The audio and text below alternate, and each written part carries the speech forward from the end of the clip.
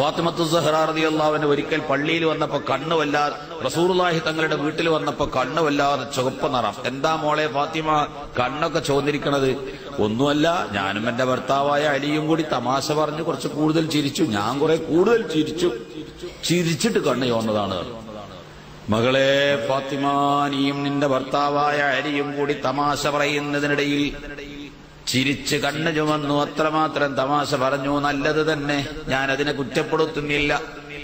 ആ തമാശക്കിടയിൽ വല്ല വാക്കും നിന്റെ ഭർത്താവിന്റെ മനസ്സിനെ വേദനപ്പെടുത്തുന്നത് നിന്നിൽ നിന്ന് വന്നുപോയിട്ടുണ്ടെങ്കിൽ അത് പൊരുത്തപ്പെടിപ്പിക്കാതെ പൊരുത്തപ്പെട്ട് തരാതെയാണ് മകളെ നീ മരിച്ചിട്ട് മയ്യത്ത് മസ്ജിദ് നബവിയിൽ കൊണ്ടുവന്നതെങ്കിൽ ഫലം ഉസല്ലി അലൈകി, നിനക്ക് ഞാൻ മയ്യത്ത് നിസ്കരിക്കൂല മകളെ. ആ ഭർത്താവിനെ പോയി പൊരുത്തപ്പെടിപ്പിച്ചിട്ട് വാ.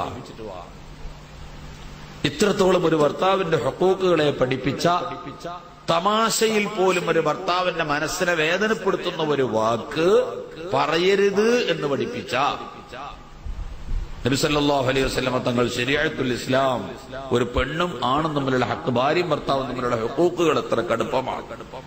എന്നാൽ ആ ഒരു പെണ്ണിന്റെ കാര്യത്തിൽ ബേജാറായിട്ടല്ലേ അലി ഇബ്നു അബീ ത്വാലിബ് റളിയല്ലാഹു അൻഹു ഫാത്തിമ ബീവിയുടെ കാൽക്കൽ വീണ് കരഞ്ഞിട്ട് പറഞ്ഞത്, ഫാത്തിമ നാളെ പരലോകത്ത് റബ്ബിന്റെ പ്രതിക്കൂട്ടിൽ വെച്ച് നീ എന്നെ വിസ്തരിക്കരുതേ മോളെ. എനിക്ക് ഫാത്തിമ അത് പൊരുത്തപ്പെട്ടത് റസൂലുള്ളാഹിന്റെ പുന്നാര മോളാണ്, അങ്ങ് അള്ളാഹുവിന്റെ റസൂലിൽ നിന്ന് അദബ് പഠിച്ച പെണ്ണാണ്.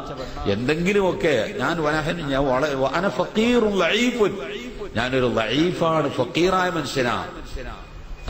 ഫാത്തിമ ബീവിയുടെ പൊക്കത്തിന് സ്വർണം കുന്നുകൂട്ടിക്കൊടുക്കാം, മഹർ പുരുഷധനം എന്ന് പറഞ്ഞ് ചെന്നിട്ടും ഫക്കീറായ എനിക്ക് വിവാഹം ചെയ്തു തന്നത്.